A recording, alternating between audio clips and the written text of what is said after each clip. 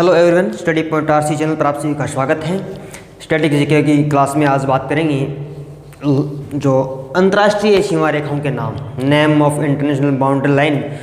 विभिन्न देशों के मध्य की जो बाउंड्री लाइन खींची गई है, जो मानी गई है, काल्पनिक रेखाएं हैं, जो माना गया कि इस रेखा का नाम 49वीं समानांतर, इसका 38वीं है, इसका 20वीं समानांतर रेखा है। तो name of international boundary line, अंतर्राष्ट्रीय सीमा रेखाओं के नाम के बारे में चर्चा करेंगे।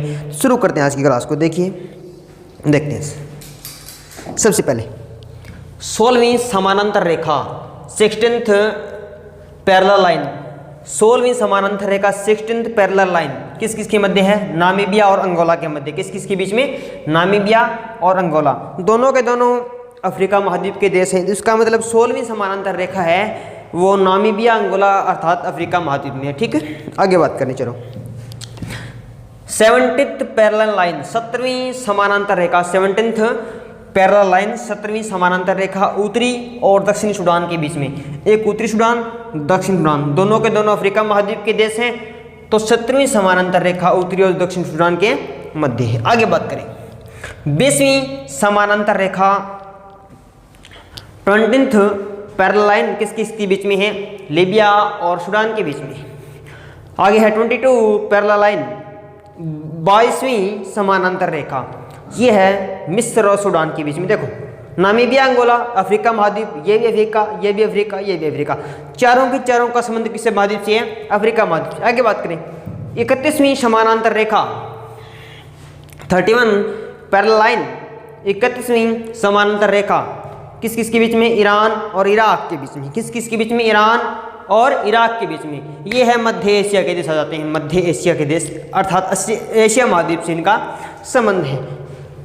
38 पैरेलल लाइन, 38वीं समानांतर रेखा उत्तरी व दक्षिणी कोरिया के मध्य है। वेरी वेरी इंपॉर्टेंट, ये चीज़ बहुत इंपॉर्टेंट है, कई बार पूछी जा चुकी है। 38वीं समानांतर रेखा वेरी इंपॉर्टेंट, किस किस के बीच में? उत्तरी व दक्षिणी कोरिया के मध्य। सबसे संवेदनशील रेखा यही है, सबसे ज़्यादा युद्ध का खतरा इसी रेखा पर बना रहता है। 38वीं जो लाइन है, 38वीं समानांतर रेखा है, इसके ऊपर सर्वाधिक युद्ध का खतरा बना रहता है कि 38वीं समानांतर रेखा उत्तरी और दक्षिणी कोरिया के बीच में है, सर्वाधिक संवेदनशील रेखा है। आगे बात करें 49वीं समानांतर रेखा, 49th पैरेलल लाइन, यह भी इंपॉर्टेंट है, कनाडा और यूएसए के बीच में। ये सबसे शांतिप्रिय रेखा है, ये सबसे शांतिप्रिय है, ये संवेदनशील है, ये शांतिप्रिय है, ये संवेदनशील है। 49वीं शांतिप्रिय, 38वीं संवेदनशील। आगे बात करें मैकमोहन रेखा, इंडिया और चाइना, इंडिया और चाइना के बीच में जो बाउंड्री लाइन है उसको कहते हैं मैकमोहन रेखा, और इसको एक नाम और दिया गया है LAC, line of actual control, line of actual control. Durand रेखा भारत और अफगानिस्तान 1893, इसका मतलब 1893 में इसको माना गया था, उसमें पाकिस्तान का अस्तित्व नहीं था। इसका मतलब ये किसके बीच में होगी? भारत और अफगानिस्तान के बीच में। यदि भारत और अफगानिस्तान ऑप्शन में ना हो तो अफगानिस्तान और पाकिस्तान उत्तर होगा। क्या उत्तर होगा? अफगानिस्तान और पाकिस्तान उत्तर होगा। रेड क्लिफ रेखा भारत और पाकिस्तान के मध्य, किस किस के बीच में? इंडिया और पाकिस्तान के बीच में। इसको एक नाम और दिया गया, क्या दिया गया है? LOC, line of control. क्या दिया गया? Line of control. आगे है हिंडनबर्ग रेखा, हिंडनबर्ग रेखा, हिंडनबर्ग लाइन किस किस के बीच में है? पोलैंड और जर्मनी के बीच में। कौन सी लाइन है? हिंडनबर्ग लाइन किस किस के बीच में? पोलैंड और जर्मनी के बीच में। आगे है मैगिनॉट रेखा, कौन सी रेखा? मैगिनॉट लाइन, जर्मनी और फ्रांस के बीच में। इसके बीच में? जर्मनी और फ्रांस के बीच में। आगे है ब्लू लाइन, ब्लू लाइन है इजराइल और लेबनान के बीच में। किसके बीच में? इजराइल और लेबनान के बीच में। आगे है मैनरहिन लाइन, मैनरहिन लाइन किसके बीच में? रूस और फिनलैंड के बीच में।